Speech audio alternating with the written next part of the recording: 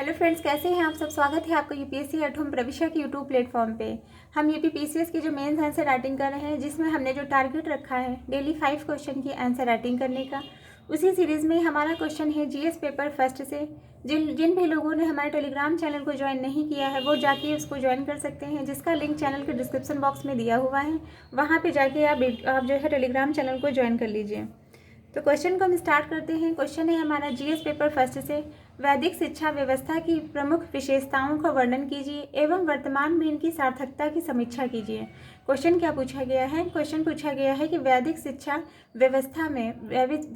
व्यवस्था की प्रमुख विशेषताओं का वर्णन कीजिए एवं वर्तमान में इनकी क्या सार्थकता है, इसकी समीक्षा कीजिए।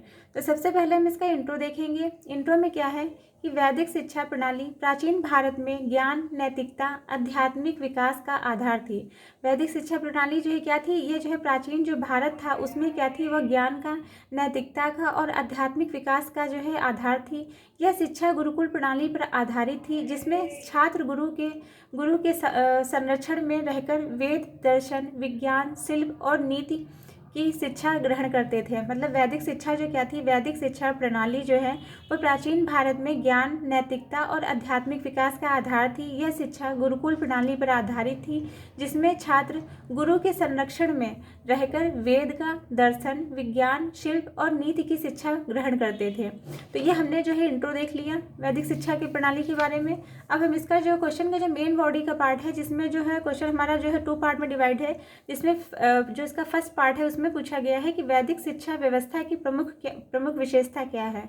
तो सबसे पहले हम इसकी विशेषताओं को देखेंगे, फिर वर्तमान समय के परिप्रेक्ष्य में वैदिक शिक्षा की क्या सार्थकता है उसकी हमें समीक्षा करनी है, जो कि हमारी मेन बॉडी का सेकंड पार्ट है, उसको हम देखेंगे। तो पहला क्या है, वैदिक शिक्षा व्यवस्था की प्रमुख विशेषताएं। इसके अंतर्गत क्या है, गुरु शिष्य परंपरा, आश्रम में रहकर अनुशासन और समर्पण से शिक्षा ग्रहण करना।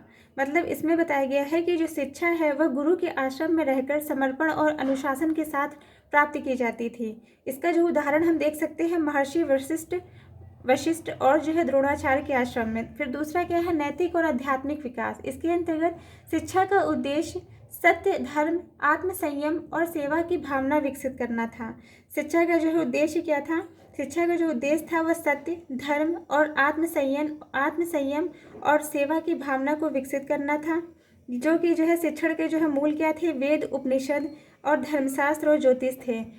वर्तमान समय के परिप्रेक्ष्य में अगर देखा जाए तो शिक्षा का जो मेन मोटिव रह गया है वो क्या है, केवल जो है रोजगार प्राप्त करना, जिससे जो है व्यक्ति अपना जीविकोपार्जन अच्छे से कर सके। फिर क्या है, थर्ड पॉइंट है आत्मनिर्भरता पर जोर। इसके अंतर्गत कृषि, युद्ध कला और शिल्प कला का व्यवहारिक ज्ञान। इसके अंतर्गत क्या बताया गया है कि छात्रों को जो है शिक्षा के साथ साथ कृषि, युद्ध कला और शिल्प कला का भी ज्ञान दिया जाता था। फिर क्या है, मौखिक परंपरा, श्रुति और स्मृति के माध्यम से ज्ञान का संप्रेषण किया जाता था। वैदिक जो है शिक्षा में श्रुति और स्मृति परंपरा के माध्यम से ज्ञान का संप्रेषण किया जाता था। फिर क्या है, सार्वभौमिक दृष्टिकोण। इसके अंतर्गत मानवता के कल्याण के लिए कार्य करने की प्रेरणा। मतलब शिक्षार्थी का जो मेन जो मोटिव था वो क्या था कि संपूर्ण मानवता के कल्याण के लिए कार्य करना, ऐसा कार्य किया जाए जो संपूर्ण मानवता के कल्याण के लिए हो। इसको वर्तमान समय के परिप्रेक्ष्य में देखेंगे। वर्तमान में वैदिक शिक्षा की सार्थकता। पहला क्या है, नैतिक शिक्षा की आवश्यकता। इसके अंतर्गत बताया गया है कि नैतिक मूल्यों और सामाजिक जिम्मेदारी का विकास। वर्तमान समय में मूल्य आधारित शिक्षा की कमी है, जिससे जो है नैतिक पतन हो रहा है। वैदिक शिक्षा में सिखाई गई सत्य, धर्म, अहिंसा की अवधारणाएं आज भी प्रासंगिक हैं। दूसरा क्या है, आत्मनिर्भरता। इसके अंतर्गत आत्मनिर्भर भारत अभियान को समर्थन दिया जा रहा है। वैदिक शिक्षा में आत्मनिर्भरता पर जोर दिया जाता था, जो आत्मनिर्भर भारत अभियान की सोच से मेल खाता है। फिर क्या है, योग और ध्यान। इसके अंतर्गत मानसिक स्वास्थ्य और तनाव के प्रबंधन में सहायक है। इसके अंतर्गत बताया गया है कि आधुनिक जीवन में तनाव, मानसिक स्वास्थ्य की समस्याओं के समाधान के लिए योग और ध्यान की प्राचीन विधियां अत्यंत उपयोगी हैं। फिर क्या है, समावेशी विकास। वैदिक शिक्षा के सर्वे भवन्तु सुखिनः का दृष्टिकोण सामाजिक समरसता और वैश्विक शांति को क्या करता है, प्रोत्साहित करता है। वैदिक शिक्षा का जो सर्वे भवन्तु सुखिनः का जो दृष्टिकोण है वह सामाजिक समरसता को और वैश्विक शांति को प्रोत्साहित करता है।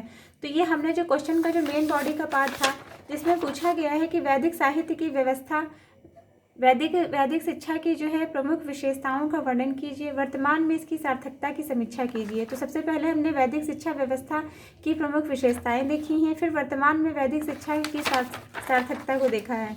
उसके बाद हम इसका कंक्लूजन देख लेंगे कि वैदिक शिक्षा की जो है नैतिकता, आत्मनिर्भरता और योग संबंधी अवधारणाएं आज भी प्रासंगिक हैं और आधुनिक शिक्षा प्रणाली को समृद्ध बना सकती हैं। मतलब इसमें बताया गया है कि जो वैदिक शिक्षा है, वैदिक शिक्षा की नैतिकता, आत्मनिर्भरता, सर्वांगीण विकास की अवधारणाएं आज भी प्रासंगिक हैं। वर्तमान शिक्षा प्रणाली में मूल्य आधारित शिक्षा, योग जैसी पारंपरिक ज्ञान को शामिल कर भारत वैश्विक नेतृत्व की दिशा में आगे बढ़ सकता है।